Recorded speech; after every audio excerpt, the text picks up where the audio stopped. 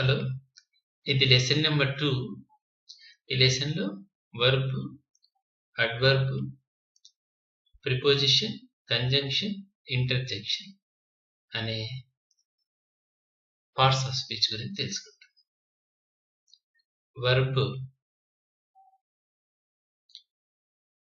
Verb may tell us a state of being of a subject, possession of a subject, action of a subject. A state of being అంటే ఒక వ్యక్తి స్థితి తెలియజేస్తుంది. Possession అంటే subject కి ఏమి సొంతమో తెలియజేస్తుంది. యాక్షన్ ఆఫ్ ఎ సబ్జెక్ట్ అంటే సబ్జెక్ట్ చేసే పని తెలియజేస్తుంది. సబ్జెక్ట్ యొక్క స్థితి, సబ్జెక్ట్ ఏమి కలిగి ఉన్నాడు, సబ్జెక్ట్ ఏమి చేస్తాడు, ఈ మూడింటిని తెలియజేసే పార్ట్స్ ఆఫ్ స్పీచ్ ని వర్బ్ అంటారు.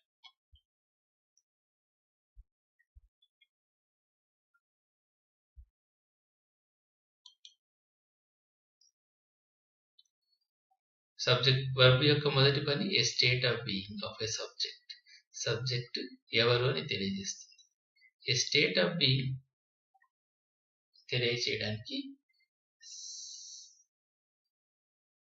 ప్రెజెంట్ టెన్స్ లో, పాస్ట్ టెన్స్ లో, ఫ్యూచర్ టెన్స్ లో సపరేట్ స్ట్రక్చర్స్ ఉన్నాయి. ప్రెజెంట్ టెన్స్ ఇప్పటి టెన్స్ అంటే కాలం, ఇప్పటి కాలం. పాస్ట్ టెన్స్ జరిగిపోయిన కాలం. ఫ్యూచర్ టెన్స్ జరగబోయే కాలం. ప్రెజెంట్ టెన్స్ లో సబ్జెక్ట్ ఎవరు అని తెలియజేయడానికి subject plus am, is, or plus object అనే స్ట్రక్చర్ ఉపయోగించాలి మనం. ఎగ్జాంపుల్ చూడండి. ఐ అనే సబ్జెక్ట్ ఎవరు తెలియజేయాలంటే I am a teacher. Raju అనే సబ్జెక్ట్ ఎవరో తెలియజేయాలంటే Raju is a student. You అనే సబ్జెక్ట్ తెలియజేయాలంటే యు ఆర్ ఏ డాక్టర్. నీవెవరు? You are a doctor. Subject ఎవరో తెలియజేస్తుంది ఈ స్ట్రక్చర్. ఈ స్ట్రక్చర్ లో యామ్, ఈజ్, ఆర్ లే వర్బులు అవుతాయి. They are players. వారు ఆటగాళ్ళు అని అర్థం. సో ఈ సబ్జెక్ట్ ఐ వచ్చినప్పుడు యామ్ అనే వర్బ్ రావాలి. రాజు వచ్చినప్పుడు ఈజ్ రావాలి. యు వచ్చినప్పుడు ఆర్ రావాలి. ప్లూరల్ వచ్చినప్పుడు దే ఆర్ రావాలి. సింగులర్ వస్తే ఈజ్, ప్లూరల్ అంటే ఒకటి కంటే ఎక్కువ వస్తే ఆర్ రావాలి. సబ్జెక్ట్ ఐ వచ్చినప్పుడు యామ్ రావాలి. సబ్జెక్ట్ యు వచ్చినప్పుడు ఆర్ రావాలి. పాస్ట్ టెన్స్ జరిగిపోయిన కాలంలో సబ్జెక్ట్ ఎవరో తెలుసుకోవాలంటే subject plus was or verb plus object అనే స్ట్రక్చర్ వాడతాం. Nehru was our prime minister. Nehru అనే సబ్జెక్ట్ మన ప్రధానిగా ఉండెను అని అర్థం. You were in class 5. మీరు 5వ క్లాస్ లో ఉంటుంది అని అర్థం. We were children. We అనే సబ్జెక్ట్ పాస్ట్ టెన్స్ లో ఎవరు, ఎలా ఉండేది అని తెలియజేస్తుంది స్ట్రక్చర్. We were children అనేది. స్టేట్ ఆఫ్ బీయింగ్ లో ఫ్యూచర్ టెన్స్ లో structure subject plus will, shall, may plus be plus object. ఇక్కడ ఎలా ఇలా సింగులర్ కి నెహ్రూ, సింగులర్ కి వాజ్, యు కి వర్, ప్లూరల్ కి వర్ వాడతాం. కానీ ఫ్యూచర్ టెన్స్ లో సబ్జెక్ట్ బట్టి ఈ వర్బులు మారవు. సర్టెన్ గా చేసేది ఎట్లంటే విల్, షెల్. సర్టెన్ గా ఫ్యూచర్ టెన్స్ లో అలా అవుతాడు అనుకుంటే విల్, షెల్. డౌట్ఫుల్ గా అయితే మే వాడాలి, అంతే. I will be a teacher. Future లో నేను టీచర్ అయి ఉంటానని అర్థం. I may be a singer. బహుశా నేను భవిష్యత్తులో సింగర్ కావచ్చేమో అని అర్థం. She will be a doctor.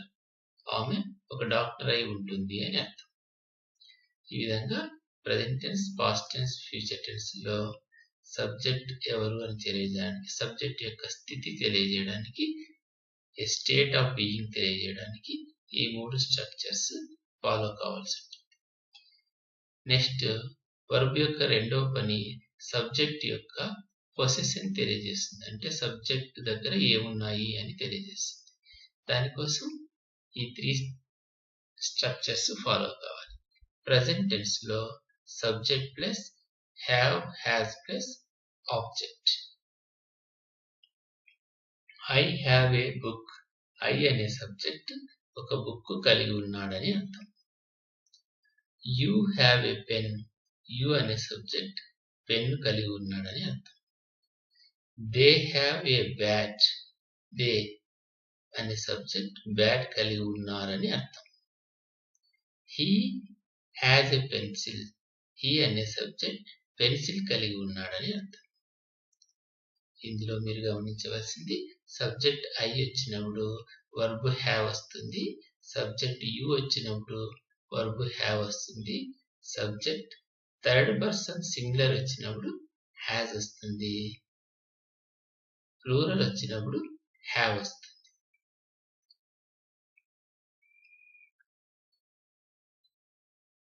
Past tense లో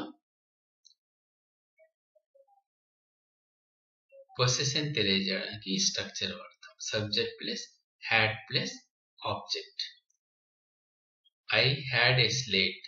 ఐ అనే సబ్జెక్ట్ ఏమి కలిగి ఉండెనో తెలియజేస్తుంది ఈ సెంటెన్స్, ఈ structure. Sita had a bicycle. Sita దగ్గర బైసికిల్ ఉండెను అని అర్థం. You had a house. మీరు ఇల్లు కలిగి ఉంటుంది అని అర్థం. ఫ్యూచర్ టెన్స్ లో సబ్జెక్ట్ యొక్క పొసిషన్, సబ్జెక్ట్ ఏమి కలిగి ఉండునో తెలియజేయడానికి subject plus will, shall, may plus be plus object అనే స్ట్రక్చర్ వాడాలి. ఇందులో కూడా అంతే, సబ్జెక్ట్ బట్టి ఈ హెల్పింగ్ వర్బులు మారవు. ఖచ్చితంగా కలిగి ఉంటాడని తెలియజేసినప్పుడు విల్, షెల్ వాడతాము. డౌట్ గా కలిగి ఉండవచ్చు అని తెలియజేయడానికి మే వాడతాం. I will have a car. నేను కారు కలిగి ఉందును అంటే కారు కొని ఉంటానని అర్థం.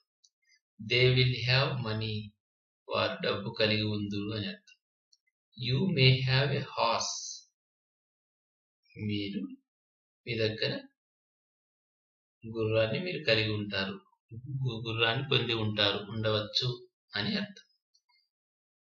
సో వర్బ్ యొక్క మొదటి పని స్టేట్ ఆఫ్ బీయింగ్, రెండవ పని పొసెషన్ చెప్తుంది అంటే సబ్జెక్ట్ ఏ స్థితిలో ఉన్నాడు, సబ్జెక్ట్ ఏం కలిగి ఉన్నాడు. మూడవ పని సబ్జెక్ట్ ఏం చేస్తాడో తెలియజేస్తుంది. ఈ మూడవ పనిని మనం నెక్స్ట్ లెసన్ లో నేర్చుకుంటాం. ఇప్పుడు వర్బ్ యొక్క రకాలు, టైప్స్ ఆఫ్ వర్బ్స్. వర్బులు 2 రకాలు ఉంటాయి. Transitive verb, intransitive verb. Transitive verb అంటే a verb that requires an object is a transitive verb. Object అవసరమయ్యే వర్బుని ట్రాన్సిటివ్ వర్బ్ అంటారు. I learn English. ఈ లర్న్ అనే వర్బుకి మనం ఖచ్చితంగా ఆబ్జెక్ట్ పెట్టాల్సి వస్తుంది. ఐ లర్న్ అంటే నేను నేర్చుకుందును. ఏం నేర్చుకుంటావు అని క్వశ్చన్ అరైజ్ అవుతుంది కాబట్టి ఆబ్జెక్ట్ పెట్టక తప్పదు. సో ఈ లర్న్ అనే వర్బ్ విటి అంటే ట్రాన్సిటివ్ వర్బ్. సెకండ్ది షీ శాంగ్ ఏ సాంగ్. ఈ శాంగ్ అనే వర్బ్కు ఆమె పాడెను అనే అర్థంతో నిలిపేయలేము కాబట్టి she sang a song. A song అనే ఆబ్జెక్ట్ పెట్టాల్సి వస్తుంది. సో శాంగ్ అనే వర్బ్ ట్రాన్సిటివ్ వర్బ్. ఆబ్జెక్ట్ అవసరమయ్యే వర్బులు ట్రాన్సిటివ్ వర్బుల కింద ఇస్తాయి. Second type of verb intransitive verb. A verb that doesn't require an object is called intransitive verb. కొన్ని వర్బులకు ఆబ్జెక్ట్ అవసరం ఉండదు, వాటిని intransitive verbs అంటారు.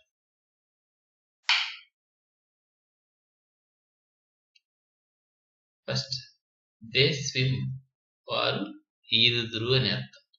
దీనికి ఆబ్జెక్ట్ అక్కర్లేదు ఈ స్విమ్ అనే వర్బ్, కాబట్టి దీన్ని విఐ అంటే ఇన్స్టాన్సిటివ్ వర్బ్ అంటారు. విండ్ బ్లోస్, గాలి వీచును అని అర్థం. ఈ బ్లోస్ అనే వర్బ్ కూడా ఆబ్జెక్ట్ అవసరం లేదు, కాబట్టి దీన్ని ఇంట్రాన్సిటివ్ వర్బ్ అంటారు. ఈ విధంగా వర్బుల్ని ట్రాన్సిటివ్ వర్బ్ గాను ఇంట్రాన్సిటివ్ వర్బ్ గాను డివైడ్ చేసుకుంటారు. తర్వాత వర్బ్ యొక్క రూపాలు, ఫార్మ్స్ ఆఫ్ ద వర్బ్. వర్బులు 3 రూపాల్లో ఉంటాయి. Verb in present tense, verb in past tense, verb in past participle. ఈ వర్బ్ ఇన్ ప్రెజెంట్ టెన్స్ ఇప్పటి కాలానికి ఉపయోగించే వర్బులు. వర్బ్ ఇన్ పాస్ట్ టెన్స్ జరిగిపోయిన కాలానికి ఉపయోగించే వర్బులు. Verb in past participle. Next lesson లో మనం వర్బ్ యొక్క థర్డ్ ఫంక్షన్ యాక్షన్ తెలుసుకుంటాం కదా. అందులో టెన్స్ గురించి తెలుసుకోవాల్సి వస్తుంది. ఆ టెన్స్ లో పర్ఫెక్ట్ టెన్స్లు వస్తాయి. Present perfect tense, past perfect tense, future perfect tense అని. ఆ పర్ఫెక్ట్ టెన్స్ కోసం ఈ పాస్ట్ పార్టిసిపుల్ రూపంలో ఉండే వర్బుల్ని ఉపయోగించుకుంటాం.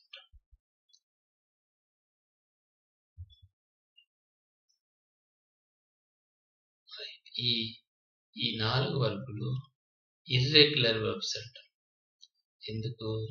ఇవి ఒక టెన్స్ ఒక రూపం నుండి ఇంకో రూపం మారేటప్పుడు go, went, gone, sing, sang, sung, read, read, read, cut, cut, cut గా మారుతున్నాయి.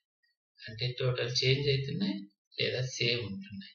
ఇలాంటి వర్బుల్ని ఇర్రెగ్యులర్ వర్బ్స్ అంటాం. ఈ కింద కనపడే ఈ వర్బ్స్ రెగ్యులర్ వర్బ్స్. ఎందుకు వీటిని రెగ్యులర్ వర్బ్స్ అన్నామంటే ఇవి ప్రెజెంట్ టెన్స్ నుండి పాస్ట్ టెన్స్ లేకి, పాస్ట్ టెన్స్ నుండి పాస్ట్ పార్టిసిపుల్ లేకి మారేటప్పుడు వీటిని ఈడి జాయిన్ చేయడం ద్వారా వాటి రూపం మార్చుకుంటాయి.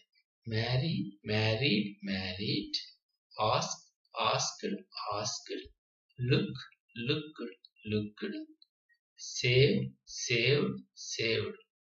రెగ్యులర్ వర్బ్స్, ఇర్రెగ్యులర్ వర్బ్స్ అని వర్బ్ రూపాల్లో 2 రకాలు ఉంటాయి.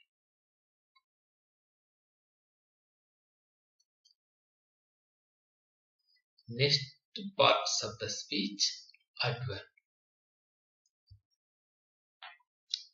An adverb is a word that modifies the meaning of a verb, an adjective or another adverb. అంటే adverb అనే పదం వర్బ్ యొక్క అర్థాన్ని మారుస్తుంది.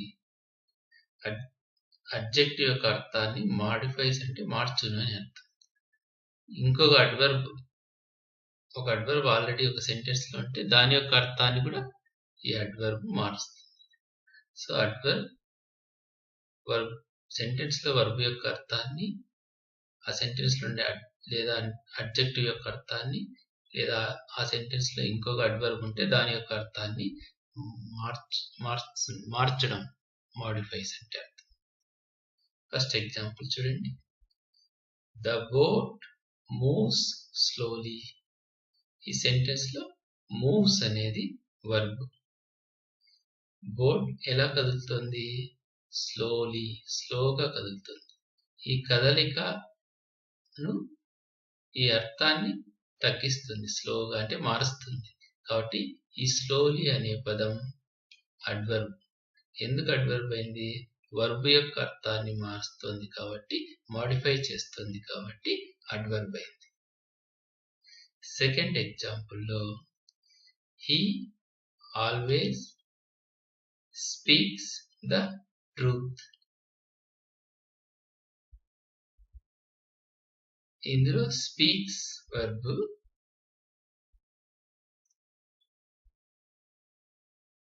అతను ట్రూత్ సత్యం మాట్లాడతారని అర్థం.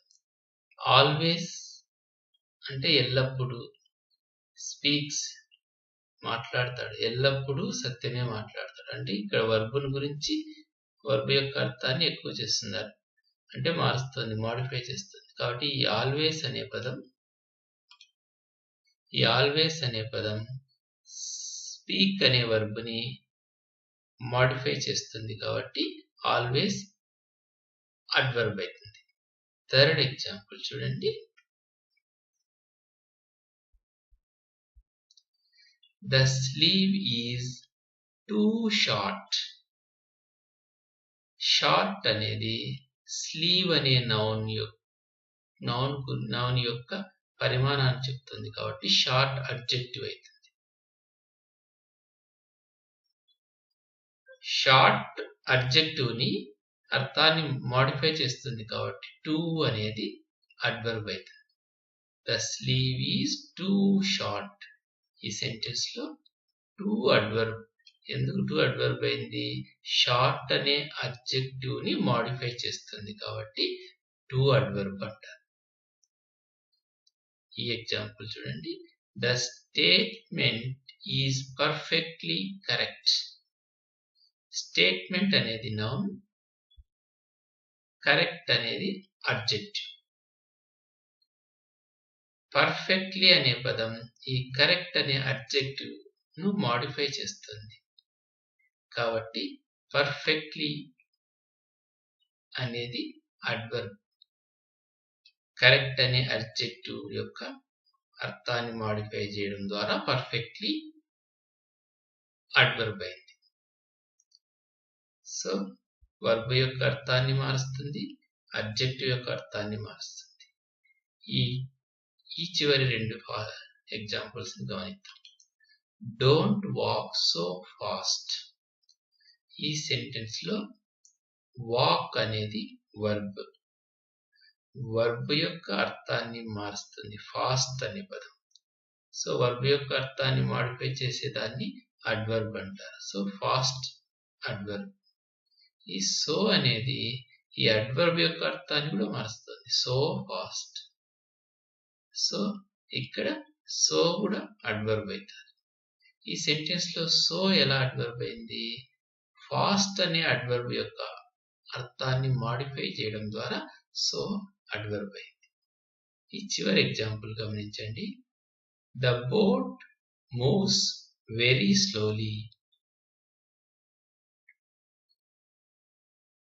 ఈ సెంటెన్స్ లో మూవ్స్ అనేది వర్బ్, స్లోలీ అనేది మూవ్స్ ను మాడిఫై చేస్తుంది, కాబట్టి వర్బ్ ను మాడిఫై చేస్తుంది, కాబట్టి స్లోలీ అనేది అడ్వర్బ్ అవుతుంది.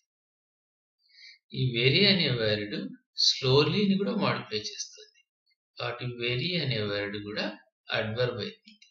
ఈ సెంటెన్స్ లో వెరీ అనే వర్డ్ ఎందుకు అడ్వర్బ్ అయింది? స్లోలీ అనే అడ్వర్బ్ ని మాడిఫై చేస్తుంది, కాబట్టి ఈ విధంగా అడ్వర్బ్ వర్బ్ ని, అడ్జెక్టివ్ ని, ఆ సెంటెన్స్ లో ఇంకొక అడ్వర్బ్ ఉంటే ఆ అడ్వర్బ్ యొక్క అర్థాన్ని మార్చే పదాన్ని అడ్వర్బ్ అంటారు.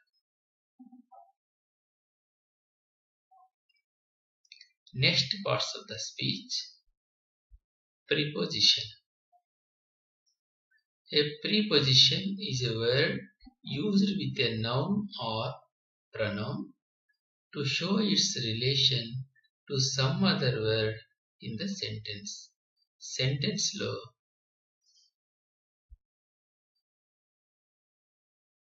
noun ni లేదా pronoun ni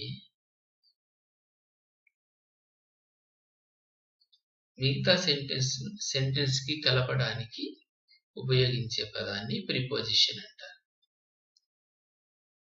A girl sat under a tree.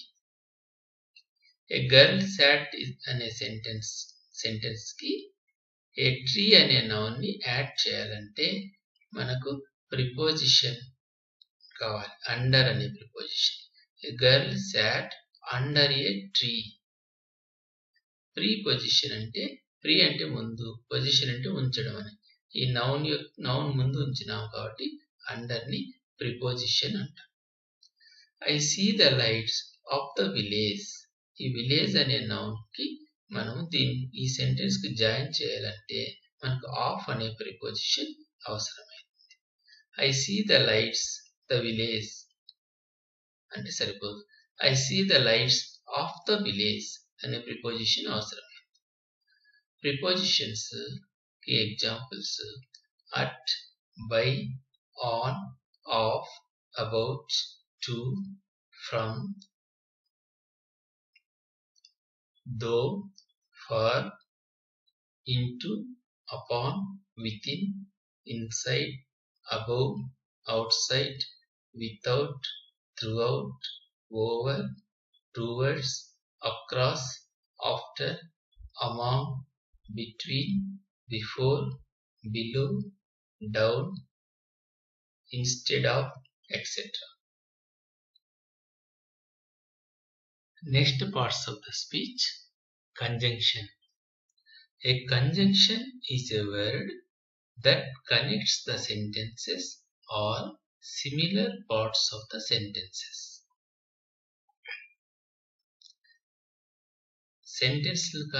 Sentence లో సేమ్ పార్ట్స్ కానీ కలిపే పదాన్ని కంజంక్షన్ అంటారు. కంజంక్షన్స్ కి examples and, or, but, because, so, etcetera. Example చూడండి.